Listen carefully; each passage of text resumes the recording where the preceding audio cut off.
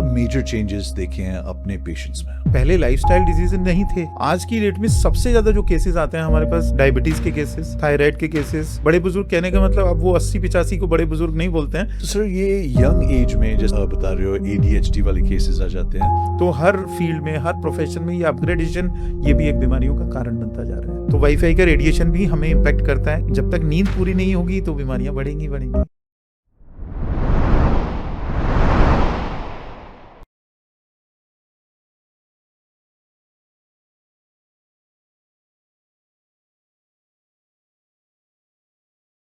Sir आपने इतने सालों से आप चंडीगढ़ में प्रैक्टिस कर रहे हो, आपने क्या मेजर चेंजेस देखे हैं अपने पेशेंट्स में?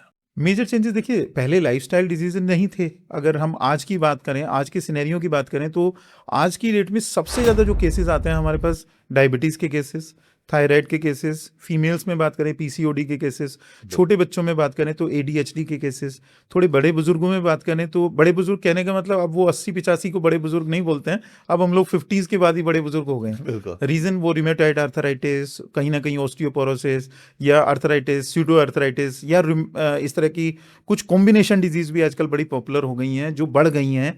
जैसे सिस्टेमिक लूपस एरिथेमेटस, जिसको हम लोग स्किन का कंडीशन भी है, साथ में उसको जॉइंट का भी डिजीज कंडीशन है। ऐसे ही कोलेजन टिश्यू डिसऑर्डर्स, ये पहले नहीं होते थे, ये पिछले 10 साल में, 15 साल में देखने में आने लगे। छोटे बच्चों की यहाँ पे मैं जरूर बात करूंगा कि टॉन्सिलाइटिस के लिए आज से 30 साल पहले इतने टॉन्सिलाइटिस के केसेस हमारे पास नहीं आते थे जितने अब आने लगे हैं। ऐसे ही बच्चों के केसेस में ADHD, attention deficit hyper activity disorder, बच्चे हाइपर एक्टिव हैं। स्क्रीन्स का जमाना आ गया है, सब चीजें स्क्रीन्स पे चल रही हैं। हर एक चीज, चाहे बच्चे पढ़ रहे हैं तो उनको वो टैब्स चाहिए, मोबाइल्स चाहिए, पूरा दिन आप स्क्रीन पे बिजी हैं। तो जो स्क्रीन है वो अकेला हमारा आंखों को खराब नहीं कर रहा है, उसका इम्पैक्ट हमारे ब्रेन के ऊपर भी पड़ता है। तो जो हमारे ब्रेन में एक हाइपोथैलेमस से लेकर के एड्रीनल ग्लैंड तक का, यानी किडनी के ऊपर एक ग्लैंड होती है जिसको हम एड्रीनल बोलते हैं, एड्रीनलिन, वहाँ से हार्मोन निकलता है। तो जो स्ट्रेस हार्मोन है उसका भी डायरेक्ट कनेक्शन है, और वो लोगों को मालूम भी नहीं पड़ रहा है। कल भी मैं एक इंटरनेशनल जर्नल पढ़ रहा था, तो उसमें बता रहे थे कि हाइपोथैलेमस से लेकर के एड्रीनलिन तक, मतलब एड्रीनल ग्लैंड तक, जहाँ से एड्रीनलिन स्ट्रेस हार्मोन निकल रहा है, वहाँ तक भी हमारे ऊपर बहुत ज़्यादा प्रेशर, बच्चों को, जो लोग मोबाइल ज़्यादा यूज़ कर रहे हैं उसकी वजह से पड़ रहा है। दैट्स वाई स्ट्रेस से रिलेटेड बीमारियां भी वहीं से आ रही हैं, क्योंकि उसके एड्रीनलिन के साथ साथ कोर्टिसोल हार्मोन रहता है जो साथ साथ निकलता है हमारे को। अगर हमारा ब्रेन सुपर एक्टिव रहता है, जितना ब्रेन आपको सुपर एक्टिव, आप तो पूरा दिन, लोग देख ही रहे हैं, एक्सपोजर कितना ज़्यादा हो गया, न्यूज़ भी चाहिए, अमेरिका में क्या हुआ, ईरान में क्या हुआ, इजराइल में क्या हुआ, यहाँ क्या हुआ, वहाँ क्या हुआ। हमारे रिलेटिव कोई मेलबर्न में है, कोई हैदराबाद में है, कोई कहीं रह रहा है, तो सबसे बात भी करनी है और सबसे आपने इन टच भी रहना है। हाँ जी। और नॉलेज को अपग्रेड करने का शायद एक जैसे फ्लड ही आ गया है, मैं तो ऐसा ही बोलूँगा, बिकॉज पहले इतना ज़्यादा अपग्रेडेशन नहीं था, बट अभी knowledge day to day basis पे अपग्रेड, बीइंग अ डॉक्टर हमें अपग्रेड करना पड़ रहा है।